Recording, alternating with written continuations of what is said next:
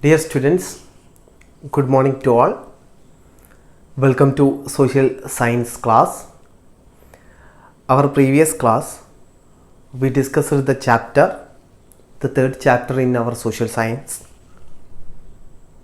In Search of Earth Secrets. In that chapter, we already discussed some of the important topic, the different layers or the different parts of the earth, different layers of the earth: crust, mantle and core. These are the different layers of the earth. After our previous class, we discussed the topic lithosphere and asthenosphere. What do you mean by lithosphere? The crust and the upper part of the mantle together, that is known as lithosphere. അതിനെയാണ് എന്ത് പറയുക? Lithosphere എന്ന് പറയുക. അതുപോലെ asthenosphere, the part in which beneath the lithosphere, it is in asthenosphere the materials that was a molten state or partially molten state. And our last part of our class, we discussed the topic rocks. We know that the rocks, lithos means rocks. In lithosphere we found more rocks. What do you mean by rocks?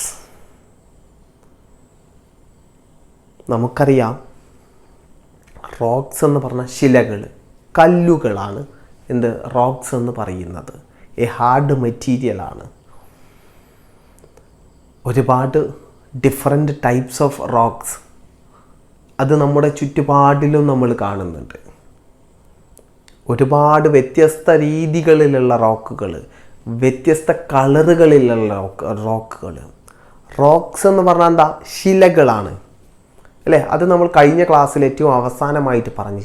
ശിലകൾ എന്ന് പറഞ്ഞാൽ എന്താ? കല്ലുകൾ, പാറകൾ. അതാണ് എന്ത്? ശില, പാറ.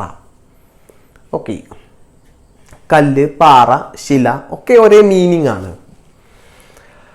അപ്പോൾ നമ്മൾ കഴിഞ്ഞ ക്ലാസ്സിൽ പഠിച്ചിട്ടുള്ളത് റോക്കാണ്, ശിലകളെക്കുറിച്ചാണ്. ഇന്നത്തെ ക്ലാസ്സിൽ നമ്മൾ ഡിസ്കസ് ചെയ്യാൻ പോകുന്നത് based on the formation. The rocks can be classified into 3. Rocks രൂപപ്പെടുന്നതിൻ്റെ അടിസ്ഥാനത്തിൽ അല്ലെ, റോക്കുകൾ എങ്ങനെ രൂപപ്പെടുന്നു അതിൻ്റെ അടിസ്ഥാനത്തിൽ, രൂപപ്പെടുന്നതിൻ്റെ അടിസ്ഥാനത്തിൽ, based on the formation. Formation എന്ന് പറഞ്ഞാൽ എന്താ? രൂപപ്പെടുക. Based on the formation the rocks can be classified into 3. 3ആയിട്ട് ഡിവൈഡ് ചെയ്തിട്ടുണ്ട്. Based on the formation. ഏറ്റവും കൂടുതൽ നിങ്ങൾ ചിന്തിക്കേണ്ട ഒന്നാണ് ബേസ്ഡ് ഓൺ ദി ഫോർമേഷൻ. എന്താണ് ബേസ്ഡ് ഓൺ ദി ഫോർമേഷൻ എന്ന് പറഞ്ഞാൽ? That was രൂപപ്പെടുക. ഫോർമേഷൻ എന്ന് പറഞ്ഞാൽ രൂപപ്പെടുക. ബേസ്ഡ് ഓൺ ദി ഫോർമേഷൻ, ശിലകൾ രൂപപ്പെടുന്നതിൻ്റെ അടിസ്ഥാനത്തിൽ, അല്ലെങ്കിൽ കല്ലുകൾ, പാറകൾ രൂപപ്പെടുന്നതിൻ്റെ അടിസ്ഥാനത്തിൽ അതിനെ 3ആയിട്ട് ഡിവൈഡ് ചെയ്തിട്ടുണ്ട്. ഒന്ന് പറയുന്നു ഇഗ്നിയസ് റോക്സ്. ഇഗ്നിയസ് റോക്സ് എന്താ? ഇഗ്നിയസ് റോക്സ് എന്ന് പറഞ്ഞാൽ ആഗ്നേയ ശിലകൾ. ഇഗ്നിയസ് റോക്സ്, ആഗ്നേയ ശിലകൾ. രണ്ടാമത് പറയുന്നു സെഡിമെൻ്ററി റോക്സ്, അവസാദ ശിലകൾ. എന്താണ്? Sedimentary rocks. മൂന്നാമത് പറയുന്നു മെറ്റാമോർഫിക് റോക്സ്. എന്താണ്? Metamorphic rocks. എന്നിങ്ങനെ 3ആയിട്ട് ഡിവൈഡ് ചെയ്തിട്ടുണ്ട്. based on the formation.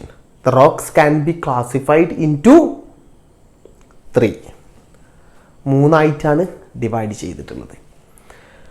Okay, അതാണ് നമ്മൾ ഇന്ന് സ്റ്റാർട്ടാകുന്നത്, നമ്മൾ പഠിക്കുന്നത് ഇന്ന്. What is igneous rocks, sedimentary rocks, metamorphic rocks. Okay, based on the mode of formation.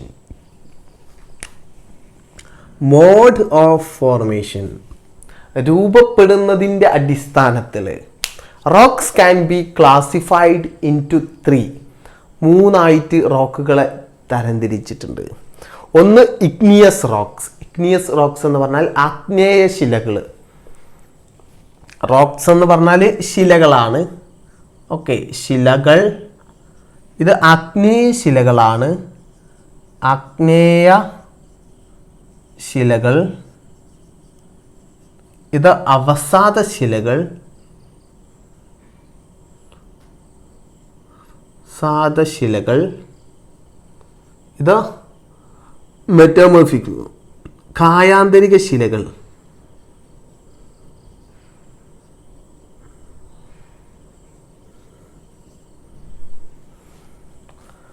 Okay, എന്നിങ്ങനെ മൂന്നായിട്ട് ഡിവൈഡ് ചെയ്തിട്ടുണ്ട്. Igneous rocks, sedimentary rocks, metamorphic rocks. Okay, ഇവ മൂന്നും നമ്മൾ പരിശോധിക്കാൻ പോകുന്നു. ഇവ എന്താണെന്ന് നമ്മൾ നോക്കാൻ പോകുന്നു. What is igneous rocks, how it formed, the example of igneous rocks. What is metamorphic rocks, how it formed, the example of these metamorphic rocks. എന്നിങ്ങനെയൊക്കെയുള്ള കാര്യങ്ങളാണ് നമ്മൾ പഠിക്കാൻ പോകുന്നത്. ഓക്കെ, നോക്കാം ഓരോന്നും.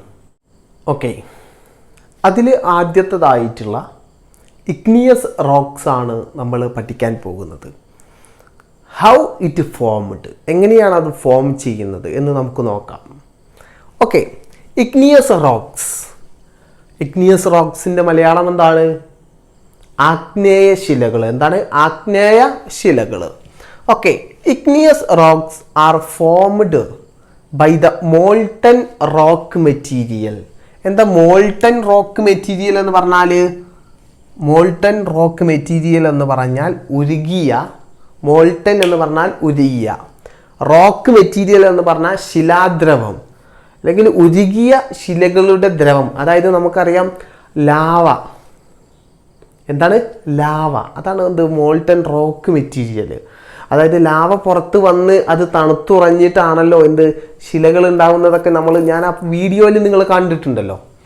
അപ്പോൾ മോൾട്ടൺ റോക്ക് മെറ്റീരിയൽ എന്ന് പറഞ്ഞാൽ ഉരുകിയ ശിലാദ്രവം. ഒക്കെ നല്ല ദ്രവം, അതായത് അസ്തനോസ്ഫിയറിലൊക്കെ ഉള്ള ഉരുകിയ ശിലാദ്രവമാണ് മോൾട്ടൺ റോക്ക് മെറ്റീരിയൽ എന്ന് പറയുന്നത്. ആ ഉരുകിയ ശിലാദ്രവം എന്ത് ചെയ്യുന്നു? Rising through. റൈസ് ചെയ്യുക പറഞ്ഞാൽ ഉയരുക. Rising through the fissures. Fissures എന്ന് പറഞ്ഞാൽ വിള്ളൽ ഇൻ ദി ക്രസ്റ്റ്. ക്രസ്റ്റിൽ വരുന്ന, ക്രസ്റ്റ് പറഞ്ഞാൽ എവിടെയാണ്? ഭൂമിയുടെ ഏത് ഭാഗമാണ്? ഏറ്റവും അപ്പർ പാർട്ടായിട്ടുള്ള ഒരു നേർത്ത പാളിയാണ് അല്ലേ ക്രസ്റ്റ് എന്ന് പറയുന്നത്. ഏറ്റവും ഭൂമിയുടെ ഏറ്റവും മുകൾ ഭാഗത്തുള്ള ഉപരിതലത്തിലുള്ള സർഫേസിനോട് ചേർന്ന് നിൽക്കുന്ന പാർട്ടാണ് ക്രസ്റ്റ് അല്ലെ? നമ്മൾ പഠിച്ചിട്ടുണ്ട്. ആ ക്രസ്റ്റിന് എന്ത് വരുന്നു? ഫിഷേഴ്സ് വരുന്നു, വിള്ളലുകൾ വരുന്നു. അപ്പം അങ്ങനെ വിള്ളലുകൾ വന്നാൽ താഴത്തുള്ള മോൾട്ടൺ റോക്ക് മെറ്റീരിയൽ ആ വിള്ളലുകളിലൂടെ മുകളിലോട്ട് വരുന്നു. ഓക്കെ, വിള്ളലുകളിലൂടെ മുകളിലോട്ട് വരുന്നു. അതാണ് പറഞ്ഞിട്ടുള്ളത് igneous rocks are formed by. Igneous rocks എങ്ങനെയാണ് രൂപപ്പെടുന്നത്? Formed by the molten rock material. അതായത് ഉരുകിയ ശിലാദ്രവം. That rising through the fissures. വിള്ളലുകളിലൂടെ ഉയർന്നു വരുന്നു. In the crest. ക്രസ്റ്റിൽ രൂപപ്പെടുന്ന വിള്ളലുകളിലൂടെ ഈ ഉരുകിയ ശിലാദ്രവം, അത് അസ്തനോസ്ഫിയറിലൊക്കെ ഉരുകിയ ശിലാദ്രവമാണ് ഉള്ളത്. അപ്പം ആ അസ്തനോസ്ഫിയറിലുള്ള ശിലാദ്രവം എന്ത് ചെയ്യുന്നു? മുകളിലോട്ട് വരുന്നു. ആൻഡ് സോളിഡിഫയിങ്. സോളിഡിഫയിങ് എന്ന് പറഞ്ഞാൽ എന്താ? അത് തണുത്തു ഉറയ്ക്കുക, അത് തണുക്കുക. ആ ശിലാദ്രവം മോൾട്ടൺ റോക്ക് മെറ്റീരിയൽ, മോൾട്ടൺ റോക്സിൻ്റെ മെറ്റീരിയലിൻ്റെ ആ ഒരു ഉരുകിയ ശിലാദ്രവം എന്ത് ചെയ്യുന്നു? അത് സോളിഡിഫയിങ് ആകുന്നു, അത് തണുത്തുറയുന്നു. Either on the surface of the earth. ഒന്നെങ്കിൽ എയ്തർ എന്ന് പറഞ്ഞാൽ ആ ഒന്നുകിൽ എവിടെ സർഫേസ് ഓഫ് ദി എർത്ത് ഭൂമിയുടെ ഉപരിഭാഗത്തിൽ, അല്ലെങ്കിൽ എവിടെ within the crust itself ക്രസ്റ്റിൽ, ഈ ക്രസ്റ്റിലൂടെയുള്ള വിള്ളലുകളോടെയാണ് വരുന്നത്. അപ്പം ആ വിള്ളലിൽ തന്നെ അത് എന്താകുന്നു, ഉരുകി അവിടെ തണുത്തു വരുന്നു. ഓക്കെ, ക്രസ്റ്റിലോ അല്ലെങ്കിൽ ഭൂമിയുടെ പുറത്തോ അത് എന്ത് തണുത്ത് ഉറയുന്നു. അങ്ങനെയാണ് എന്ത് രൂപപ്പെടുന്നത്, ഇഗ്നിയസ് റോക്സ് രൂപപ്പെടുന്നത്. ഓക്കെ, മനസ്സിലായോ? സിമ്പിളായിട്ട് ഒന്നുകൂടി പറഞ്ഞുതരാം. ഇഗ്നിയസ് റോക്സ് എന്ന് പറഞ്ഞാൽ അത് നമ്മുടെ ക്രസ്റ്റിലുണ്ടാകുന്ന വിള്ളലുകളിലൂടെ ഉരുകിയ ശിലാദ്രവം മുകളിലോട്ട് വന്ന് തണുത്ത് ഉറഞ്ഞ് ഉണ്ടാകുന്ന ഒരു റോക്ക് ഫോമാണ് ഇത് ഇഗ്നിയസ് റോക്സ് എന്ന് പറയുന്നത്. അതൊന്നെങ്കിൽ എർത്തിൻ്റെ സർഫേസിൽ സോളിഡിഫൈയിങ് ആവും, അല്ലെങ്കിൽ ക്രസ്റ്റിൽ തന്നെ സോളിഡിഫൈയിങ് ആവും. Okay, igneous rocks are formed by the molten rock material rising through the fissures in the crust and solidifying either on the surface of the earth or within the crust itself. അതിന് എക്സാമ്പിളാണ് ഗ്രാനൈറ്റും ബസാൾട്ടും. ഈ ഒരു റോക്കിന്, ഇഗ്നിയസ് റോക്സിന് example ആയിട്ടുള്ള റോക്ക് ടൈപ്പാണ് ഗ്രാനൈറ്റ്, ബസാൾട്ട്. ഏതൊക്കെയാണ് ഗ്രാനൈറ്റ്? നമ്മളെ ഗ്രാനൈറ്റ് ഒക്കെ ഇല്ലേ, അതൊക്കെ ഏതാണ്? ഇഗ്നിയസ് റോക്സ് ആണ്, ഗ്രാനൈറ്റും ബസാൾട്ടും. ഈ ഇഗ്നിയസ് റോക്സിനെ മറ്റൊരു പേരിലും അറിയപ്പെടും, എന്ത്? പ്രൈമറി റോക്സ് എന്നുള്ള പേരിലും അറിയപ്പെടും. ഏതാണ്? പ്രൈമറി റോക്സ് അല്ലെങ്കിൽ പ്രാഥമിക ശിലകൾ. എന്തുകൊണ്ടാണ് പ്രൈമറി റോക്സ് എന്ന് വിളിക്കാൻ കാരണം? ഇഗ്നിയസ് റോക്സിനെ പ്രൈമറി റോക്സ് എന്ന് വിളിക്കാൻ കാരണമെന്ത് നോക്കാം. All other rock types are formed from the igneous rocks. മറ്റേ എല്ലാ ശിലകളും, അതായത് മറ്റെല്ലാ ശിലാതരങ്ങളും അല്ലെങ്കിൽ മറ്റെല്ലാ റോക്സും എന്തിൽ നിന്നാണ് രൂപപ്പെടുന്നത്? ഇഗ്നിയസ് റോക്സിൽ നിന്നാണ് രൂപപ്പെടുന്നത്. All other rock types are formed from the igneous rocks. Igneous റോക്സിൽ നിന്നാണ് മറ്റെല്ലാ റോക്കുകളും ശിലകളും രൂപപ്പെടുന്നത്. അതുകൊണ്ട് തന്നെയാണ് ഇതിനെ എന്ത് വിളിക്കുന്നത്? പ്രൈമറി റോക്സ് എന്ന് പറയുന്നത്.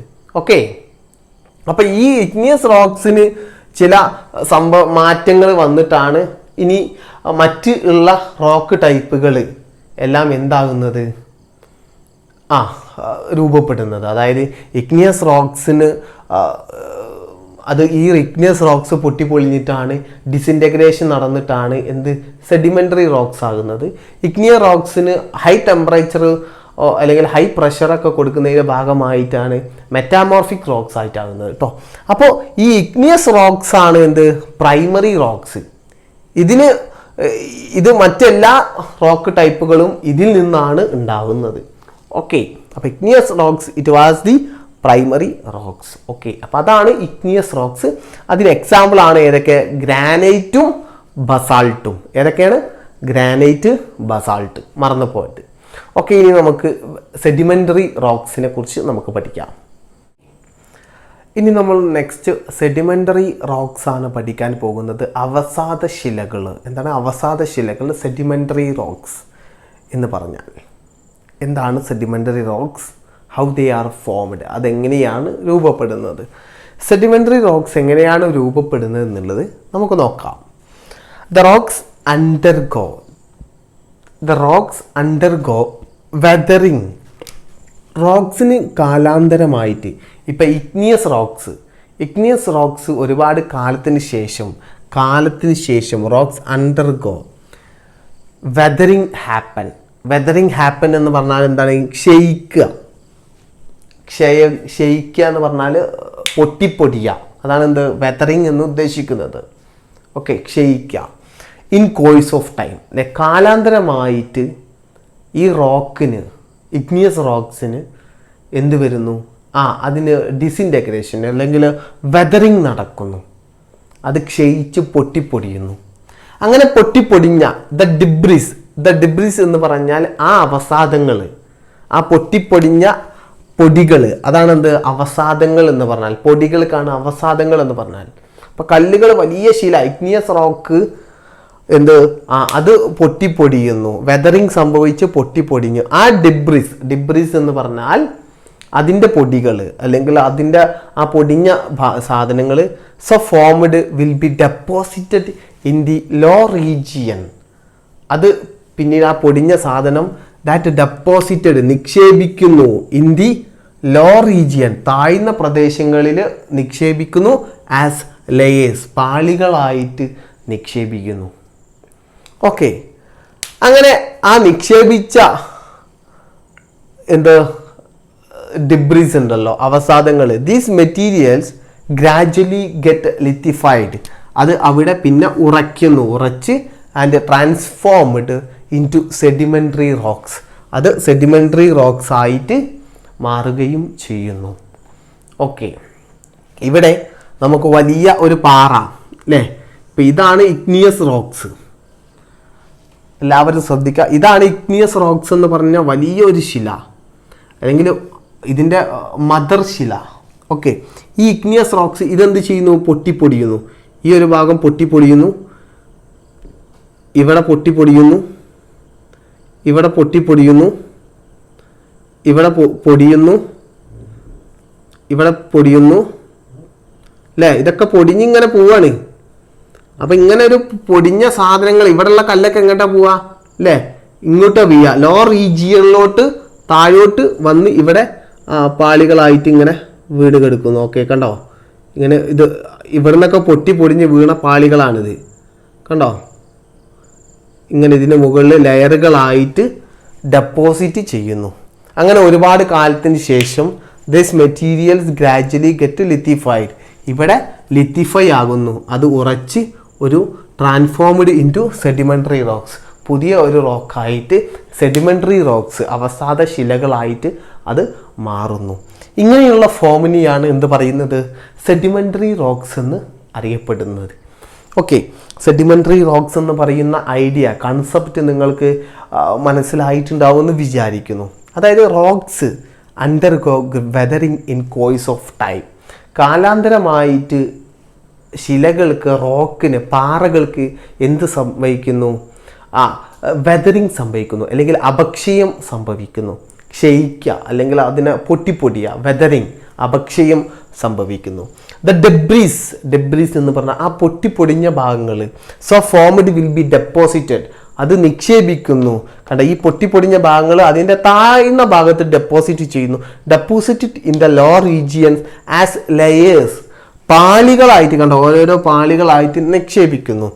These materials gradually get lithified and transformed into sedimentary rocks.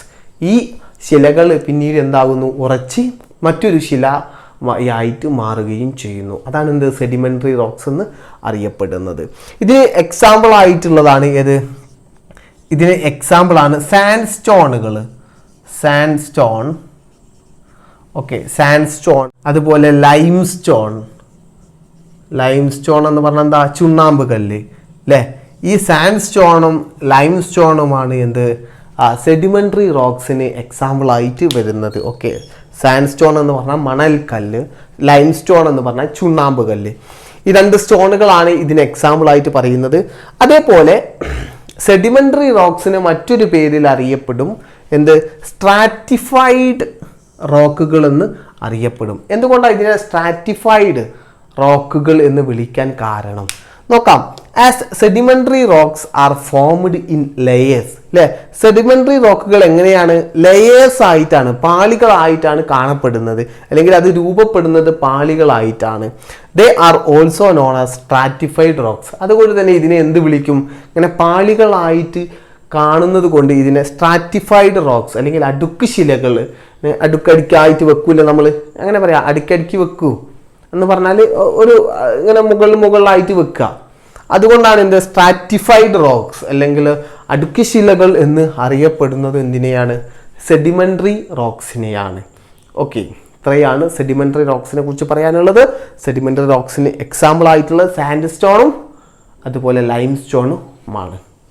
Okay, മൂന്നാമത്തെ റോക്സ് ആണ് മെറ്റാമോർഫിക് റോക്സ്. കായാന്തരിത ശിലകൾ എന്നറിയപ്പെടും മെറ്റാമോർഫിക് റോക്സ്. എങ്ങനെയാണ് ഇത് രൂപപ്പെടുന്നത്? മെറ്റാമോർഫിക് റോക്സ്, ഓക്കെ, നോക്കാം.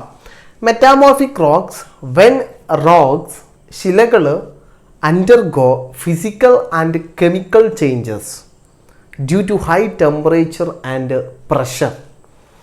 ഹൈ ടെമ്പറേച്ചർ അതായത് ഉയർന്ന മർദ്ദമോ അല്ലെങ്കിൽ പ്രഷർ, ഉയർന്ന മർദ്ദമോ അല്ലെങ്കിൽ ഹൈ ടെമ്പറേച്ചർ ഉയർന്ന താപമോ. അപ്പോൾ ഉയർന്ന താപവും അതുപോലെ ഉയർന്ന പ്രഷറും മർദ്ദവും കൊടുത്ത് റോക്കുകൾക്ക് എന്ത് വരുന്നു? ഫിസിക്കലും ഭൗതികപരമായിട്ടും കെമിക്കൽ രാസപരമായിട്ടും ചേഞ്ചസ് വരുന്നു. That was when rocks undergo. റോക്കുകൾ എന്തിന് വിധേയമാകുന്നു?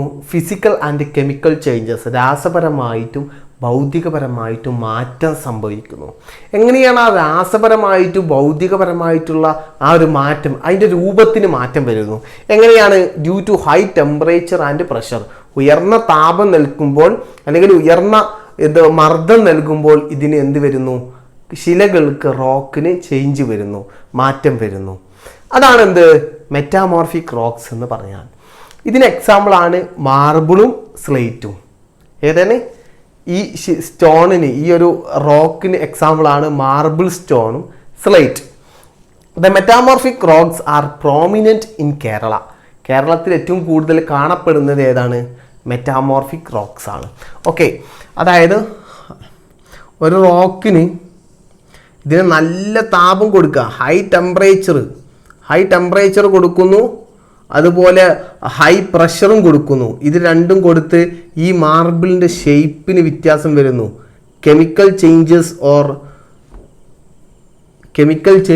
ഓർ ഫിസിക്കൽ ചേഞ്ചസ് അല്ലെ, രാസപരമായിട്ടും അതുപോലെ ഫിസിക്കൽ ചേഞ്ചസ് ഭൗതികപരമായിട്ടും മാറ്റങ്ങൾ വന്നിട്ടാണ് മെറ്റാമോർഫിക് റോക്സ് രൂപപ്പെടുന്നത്. ഓക്കെ, അതാണ് മെറ്റാമോർഫിക് റോക്സ് എന്ന് പറഞ്ഞാൽ. അതിന് എക്സാമ്പിളാണ് നമ്മുടെ മാർബിളും സ്ലേറ്റും ഒക്കെ ഇതിന് എക്സാമ്പിളായിട്ട് പറയുന്നതാണ് metamorphic rocks. Okay, metamorphic rocks മനസ്സിലായില്ലേ? When rocks undergo physical and chemical changes due to high temperature and pressure. കാലാന്തരമായിട്ട് ശിലകൾക്ക് ഉയർന്ന മർദ്ദവും ഉയർന്ന താപവും നൽകിക്കാണ്ട് എന്ത് റോക്കുകൾക്ക് ചേഞ്ച് വരുന്നു. ഓക്കെ, രാസപരമായിട്ടും ഫിസിക്കൽ ഭൗതികപരമായിട്ടുള്ള മാറ്റങ്ങളാണ് വരുന്നത്. അങ്ങനെ മാറ്റം വന്ന റോക്കുകളാണ് metamorphic rocks. That was prominent in Kerala. The example was marble and slate. Okay, this is metamorphic rocks.